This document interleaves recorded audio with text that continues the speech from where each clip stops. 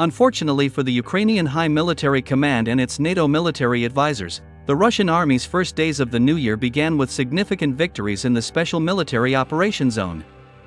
In particular, on January 1, 2025, war correspondents reported that the Russian army had completely liberated the strategically important settlement of Solone, southwest of Pokrovsk.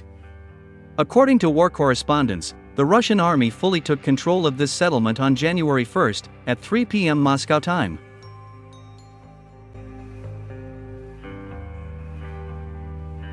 It is reported that the liberation of Solone has allowed the Russian army to significantly approach the T-0406 highway, which connects cities such as Pokrovsk and Zaporizhia.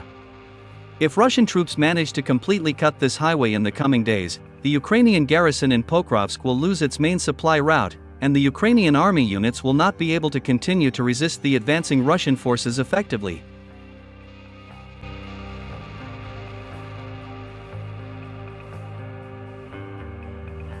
By the way, the day before, the commander-in-chief of the Armed Forces of Ukraine, General Alexander Syrsky, transferred the elite 155th Brigade of the Ukrainian Army under the designation Anna Kiev to the Pokrovsk direction of the front. My dear truth seekers, let me remind you that 2,000 Ukrainian soldiers were part of this elite brigade, and all of them had been undergoing serious military training in France for several months. The fact is that the NATO generals have invested a lot of effort and resources in forming this brigade. This brigade was armed with the most advanced Western weapons, including German Leopard tanks and French Caesar self-propelled artillery units.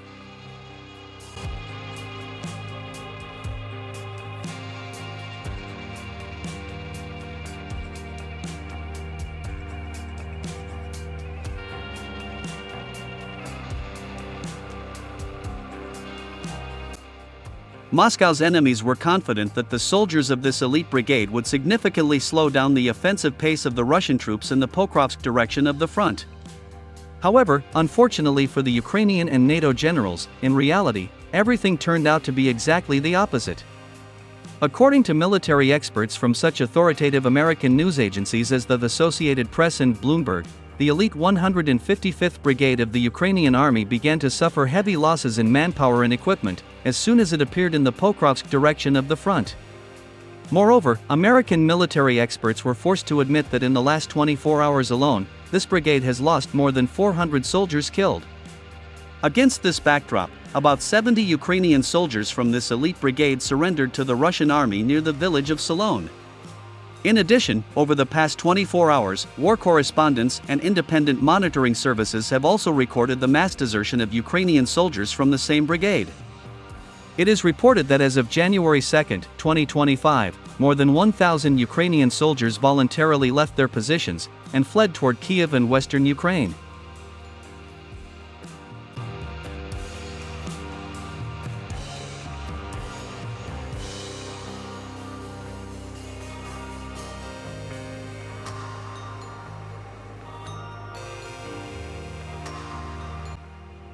To somehow justify this disgrace, the famous Ukrainian propagandist Yuri Butasov said that Ukrainian soldiers who had received military training in France began to surrender in desert en masse due to poor management efficiency in the brigade.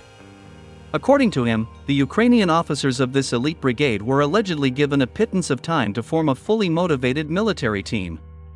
My friends, the fact that even propagandists like Yuri Butasov acknowledged the mass surrender and flight of Ukrainian soldiers indicates that the situation of the Ukrainian army is indeed critical.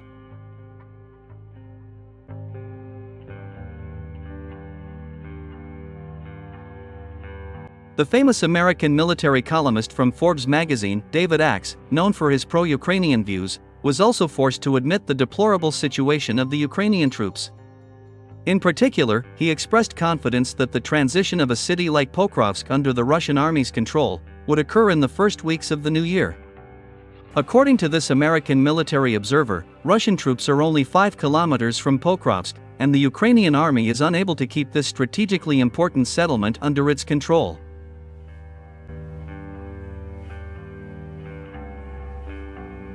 Simultaneously with this, the Ukrainian army's situation also rapidly deteriorated in the Toretsk direction of the front. In particular, on January 1, 2025, war correspondents reported that Russian troops had taken control of 85% of the territory of Toretsk. According to credible war correspondent Alexander Sladkov, Russian troops have made significant gains in Toretsk over the past 24 hours. In particular, it became known that Russian assault units had dislodged the Ukrainian troops from the territory northwest of the city, in the area of Tsvetakhnia and Kutuzov streets. At the same time, Alexander Sladkov notes that Russian troops are moving west along the main street of Toretsk, which connects to the highway to Konstantinovka. It is worth noting that precisely through this highway, the Ukrainian command supplies the Ukrainian garrison in Toretsk with everything necessary. If the Russians manage to cut this highway, then the Ukrainian garrison will have no choice but to flee this city.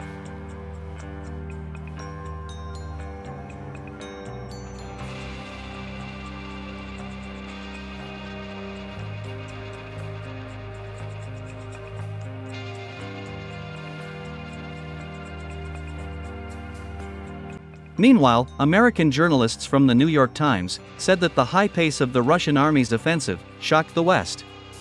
According to them, the West did not expect the Russian army to achieve such significant successes in all directions of the front in 2024. American journalists note that the Russian army's offensive is only gaining momentum, and that in the coming months, or even weeks, the Russian troops will begin to take control of vast territories not only in the eastern, but also in the central part of Ukraine. At the same time, an article in the New York Times says that the Russian army achieved these successes without using its main reserves. Thus, even American journalists from such a Russophobic publication as the New York Times confirmed that during the entire period of hostilities, the combat potential of the Russian army has not only not been weakened, but has also become significantly stronger.